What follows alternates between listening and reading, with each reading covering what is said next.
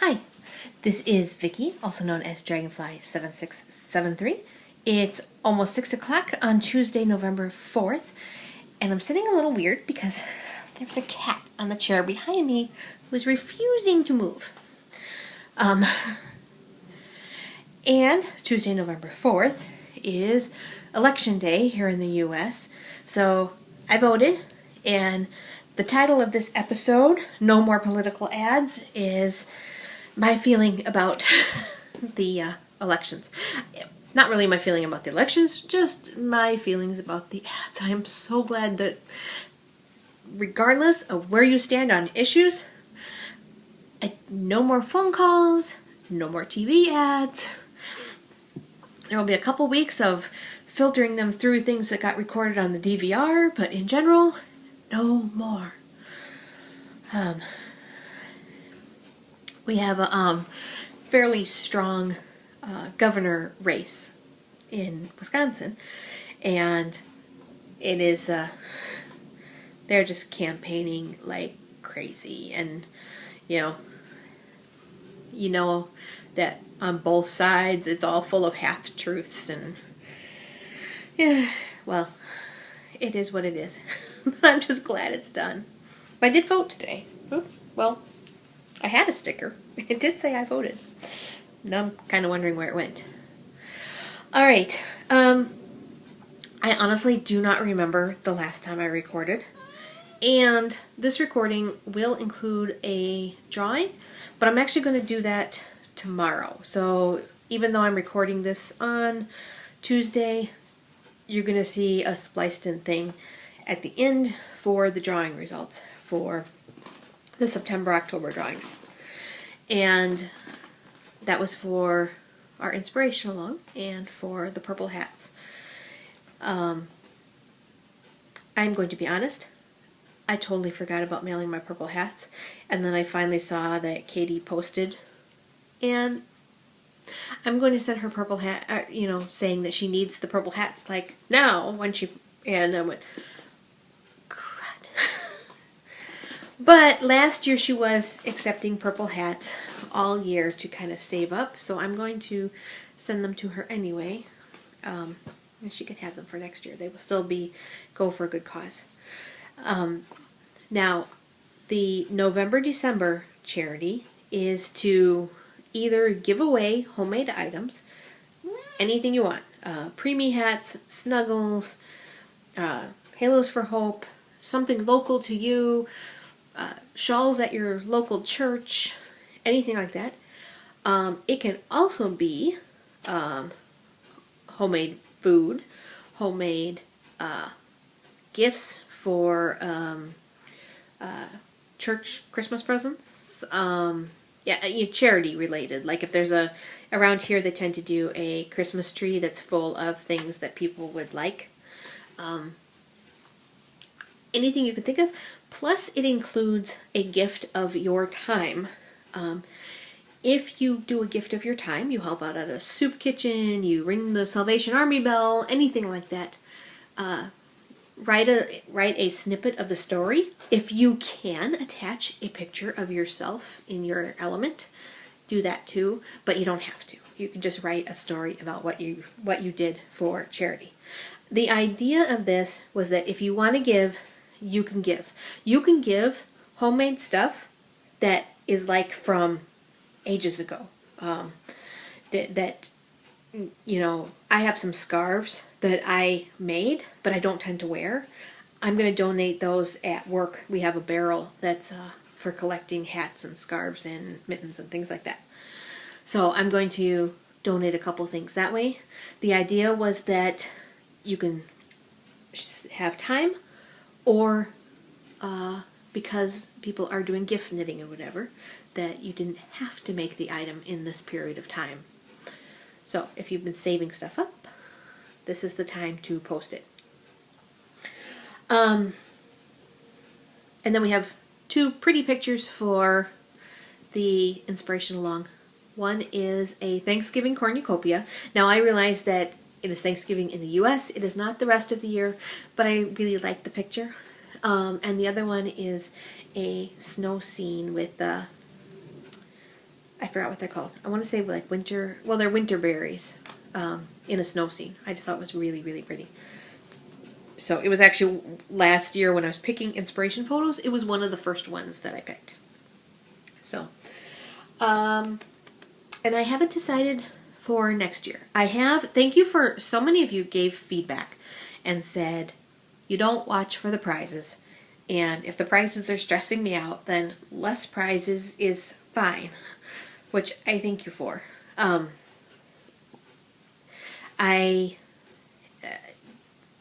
The last couple weekends, not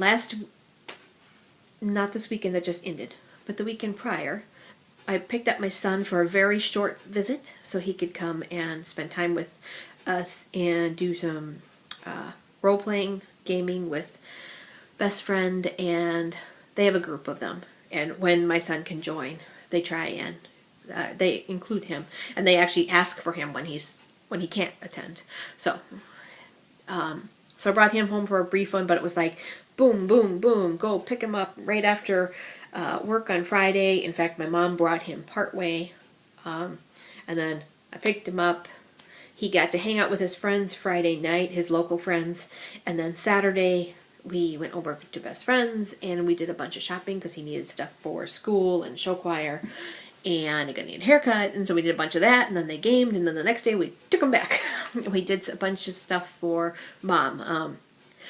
None of it was like hard, long stuff. It was just a list of like 15-minute items that needed to get done, that were really easy for my guy and not so easy for Mom and AJ. So anyway, and then this past weekend, best friend and I, we took Friday and Monday off, and we spent the weekend mostly at his house, which is where I'm planning on moving and selling this place, I hope. And so we were doing kind of a trial run with the cats, which was interesting. It was okay. The cats were fine, mostly, except for some loud meowing sessions in the middle of the night. They settled in okay, but it was new. And then we ran errands on different days. We sat around and cleaned up the DVR. I mean, we tried to really kind of take it easy. We did get a storage locker so we can start moving some stuff. It was just a lot of this and that. And I was thinking about podcasting from his house, and his internet is awful. A podcast that I'm downloading that normally would take maybe 6 to 10 minutes, there takes about 110 minutes. Like, I mean, we're talking huge. And I haven't even tried uploading, because uploading is usually even slower than downloading. It's really bad. When I move there, we may have an issue with the podcast. We will have to see.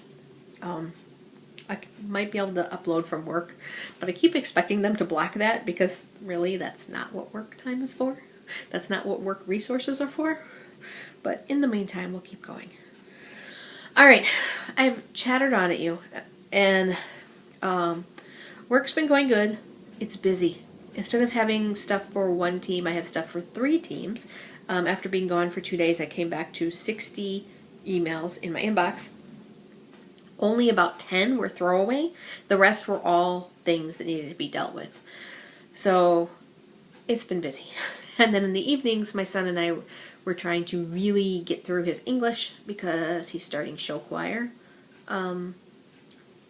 Yesterday, he started practice. And so it'll be really hard to do English on nights that he has show choir practice, which is 3 nights a week. And then he's got events and things like that. So we're trying to just get through. And so every night, by the time we got done with that, it'd be like 7:30, and I'd be like, I'm done. So there wasn't a lot of knitting. The knitting there was on squares. I showed you clue 1 all done. I don't remember if I showed you clue 2. This is the one I kept thinking of as like the Halloween, because it's actually a dark purple, an orange, and then a green, and then a red. That was clue 2. I also have all 7 squares of Clue 3 done. I finished them this past weekend. I'm a little behind the schedule, but I can post pictures here of them blocking. The color is awful because it's inside and nighttime. But until they're finished blocking, it's really hard to take a picture. And I started the first square of Clue 4. This one I don't have a picture of yet, but it's really bright. It's funny, I picked this red colorway because it would have the most dramatic color differences, and it really does. I am just not sure how they're going to go together. But the next clue, there's supposed to be a spoiler for the blankets, afghans, and I haven't decided if I am going to look at the spoiler or not. Let me pause real quick, and I'll put the pictures of the squares as I have them in here.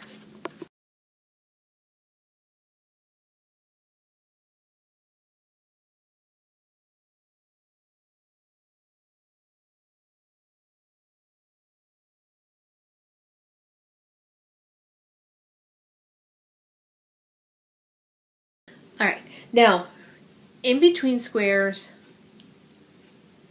2 and 3, I actually had a little bit of time. Between 3 and 4, I did not. In fact, they released Clue 4 early, and I was like, ah! But between 2 and 3, I had a little bit of time, and so one evening, I took that thick and thin yarn that my friend had sent me and knit up the cowl pattern that came with it.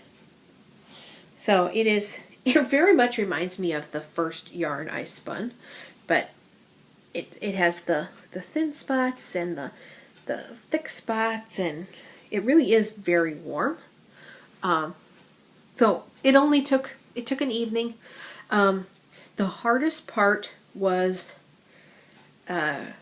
casting on and the first row, because the yarn's not uniform, so it was difficult. I used Tilly Buddy's stretchy cast on, not for the stretch factor, but because I have it linked in the techniques thread, or the techniques page on my on the blog. But you only have to work off 1 inch. It's not like a long tail cast on, so I didn't have to try and guess, and I could just wrap it, and I could do that cast on really quick. I use it for hats that are done from the brim up. I use it for socks that are from cuff down. It's one of my favorite cast-ons. Anyway, I decided to use it for this just because it was easy, and it worked okay for the first row. And once I got past the first row, the rest of it flew. So it was fine from that standpoint. I have a picture of that.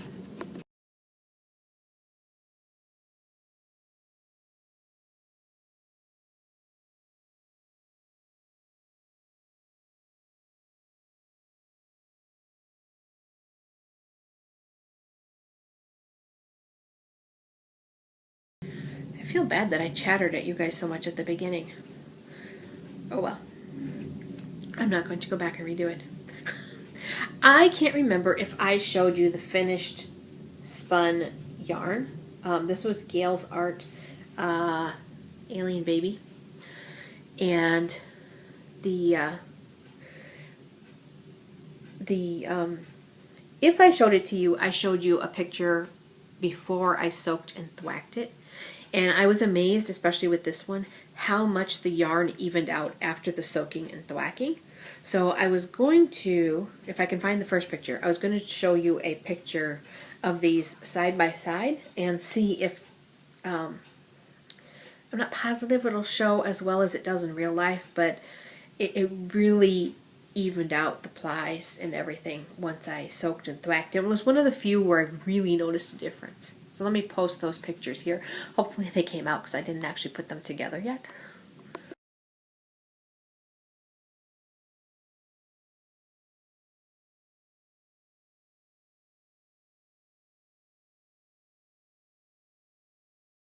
I just realized when I was looking at my squares, this one still has ends on it, and I was like, why does that? And I'm like, oh yeah, I remember why.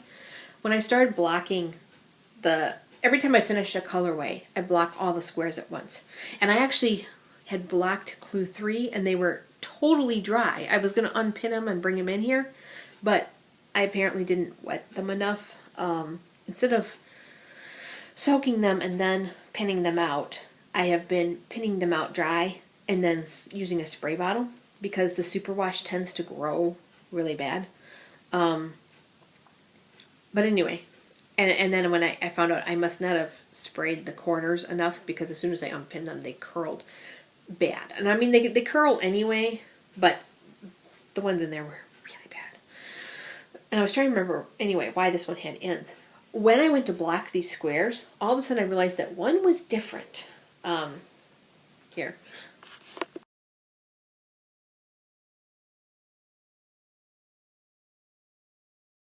Did you see the problem? I had accidentally used the purple on both ends of the square. So all of a sudden, I was going to leave. I forgot why I was home. I don't remember. Anyway, I think I had a doctor's appointment. I decided that I really wanted to block them before I left, and so I very carefully ripped out everything to here and then re-knit the top part correctly without it being purple. Yeah, this one I've been futzing with and now it's curling again. I am thinking that once they're all sewn together, the weight of the whole blanket will prevent them from curling. It won't matter anymore. But right now it's nice to see them all nice and flat. That's all I've been working on. It really has been just the squares for the most part. With everything going on, they are about as much as I can deal with right now. You know, and there was a email from Unique Sheep today for another mystery knit-along based on the Snow Queen, and I probably will look at it, but I don't think I'm going to sign up for it because there's a part of me that just knows I am not in a place for fancy knitting right now. I'm struggling to do these squares. They have enough change. They're not just, you don't just decrease on every other row or anything like that. They have a very distinct pattern. I actually made cards for them, and each card represents one knit and purl. And so I have the row numbers, the color I'm working with. The colors are in every square are A, B, C, D. Basically first color, second color, third, fourth. So this says rows 55 to 56, color D, how many stitches I should have when I'm done with this card. This one has a knit with a decrease, meaning knit and decrease on both ends, and then a purl with a decrease on the way back. Like the next one is knit with decrease but purl all. And it's not even like every fourth row or something like that. There's some twist to it. And some people have it memorized. I am not one of those people. There are some days I am better at it than others, but most days I depend on these cards. There's been a couple times I've accidentally left them on my desk at work, and I try and do it at home, and I get about 2 back and forths done and just say, that's it, I'm done. Also, the original pattern had a lot of, do these rows just like row 16.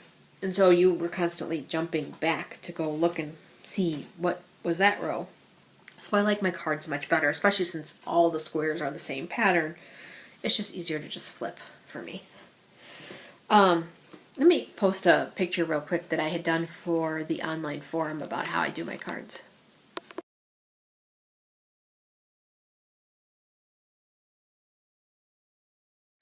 Alright, next thing to show you is this yarn from 3 Irish Girls, and the Wisconsin craft market where Mom works had a trunk show for 3 Irish girls, so I got to pick out some yarn for myself.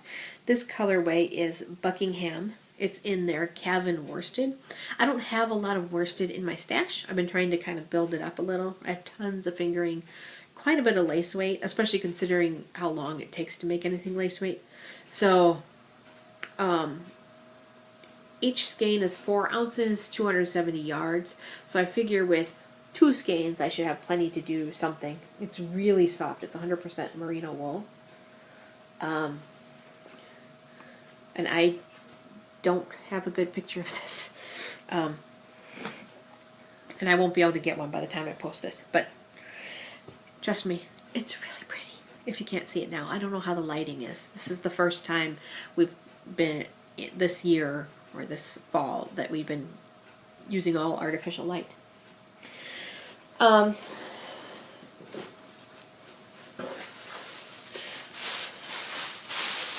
trying to think. And the last thing, if you want to be surprised by your Highland handmaids, don't look. I just got this, so if you haven't got it, you should be getting it soon. But I probably won't record again for a little while, so I didn't want to skip it. It is based on the Ornamental Gardens, which, that's all I'm going to say. So if you don't want to see, look away. I don't have a picture of this either, so the colorway you see may not be that good. I really like this. I think this is my favorite so far. I also like the base. So it feels damp, but I think it was just because it was outside in the cold mailbox. Anyway, I really like this one. I'm not saying much about it so that if you are looking away, you won't get spoiled. You can now look. I put it away. I've been trying to think like what else to tell you guys about. And I know some people do, what am I reading? What am I watching? Well, what am I watching? I'm watching, I watch Doctor Who. I watch Once Upon a Time. I watch Criminal Minds. I started watching Scorpion, and I really like that one. That's on CBS, I think. And then I have been watching a show called Girlfriend Intervention, and I think they're on a little bit of a hiatus now. I wasn't sure how I was going to like it, and it turned out I really like it. There are these 4 black women, and they talk about that, you know, in their culture, you try and look good. You embrace your curves. You love who you are. You muck with your hair. You whatever, so that you feel good about yourself. And a lot of times they're saying, you know, and it's partially a stereotype or a cultural thing, I'm sure, but they're saying that, you know, white women don't necessarily tell their friends that they don't look good, whereas a black woman will be like, no girl, you shouldn't wear that. And they really make friends with these women that they're intervening on, and they find out more about them. They find out kind of what's holding them back. They help them find clothes that flatter them. They remake part of their house. They really kind of do it all. And then they always do one thing that's like, if your thing is that you always say, there was a woman who would never say no to anybody. She would just keep going with the flow, going with the flow. They purposely put her in a situation. It was a dance class or an aerial ballet, something like that, where she would feel kind of uncomfortable until, you know, and they kept pushing, you know, do this, because they were trying to get her to finally say, no, I'm done. And when she finally did that, they're like, yes. But they're funny. I mean, in one of them, they were jump roping because they wanted the woman to remember how to play and just have fun. And one woman is kind of big, and she's like, my boobs are going bouncing all over. But I really like that show. And to be honest, you probably noticed my hair. Getting my hair permed was part of that show, because they're talking about how people are a little afraid to change because after a while, that's who you are. And it doesn't have to be, you know. And with the promotion and everything, my hair, it's it's fine. It's flat. It just is what it is. I was like, nobody does perms anymore. Turns out one of the leading perm specialists in Milwaukee is right across the street from where I work. If we didn't have a fenced-in parking lot in the way, it would be a half a block away. As it is, I have to walk around the block. And the woman was funny, and she was so careful with my hair, and it's soft. And she told me how to take care of it, and I've gotten so many compliments on it, and it's more feminine, and I'm really enjoying it, and it was partially because of that show that I started thinking about, this is me. I gotta, bump it up a little. So, all right. That's what I've been watching. I actually meant to tell you about the show a while ago and never got around to it. I don't remember which channel it's on, but it's called Girlfriend Intervention. Let's see. For personal reading, I've been reading Stephen King's 11/22/1963. It's about, the time is for the JFK assassination, but it's kind of a time travel-y Stephen King book. I've been enjoying it.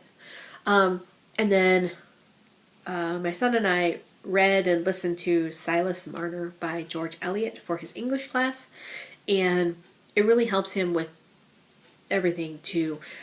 He reads along with the Kindle while we listen to the Audible version. I mean, I will do whatever I can for that kid, so I will buy the Audible version, and that works great because he follows along. And we've done this for a couple things, especially anything that has like dialect and things like that where they're hard to read because they're not real words. So Mark Twain's short story, Celebrated Frog of Calaveras County.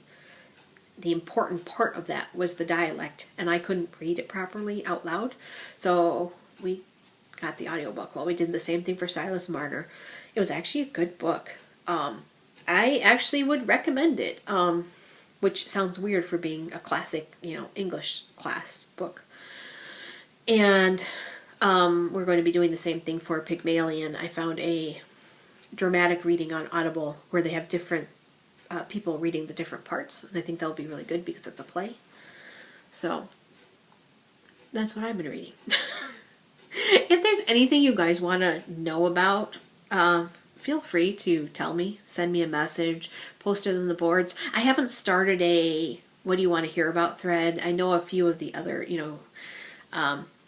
geeky girls, knit girls, all of them tend to have a what do you want to hear about thread, or ask the geeky girls or something like that. I haven't done that, partially because I don't want to feel like I'm copying them, but if there's stuff you want to know about knitting, about me, about pretty much anything, I will gladly answer. If it's something as I feel is too personal for the air, I will answer you by private message, but I can't think of anything that would qualify for that. So, all right, I am done. I'm sorry there was not so much knitting content. I did want to just kind of get you guys caught up. And like I said, I will add in the drawings. So the drawings will be in slideshow format. Make sure you watch them at the end. And I will talk to you guys all next time. Bye.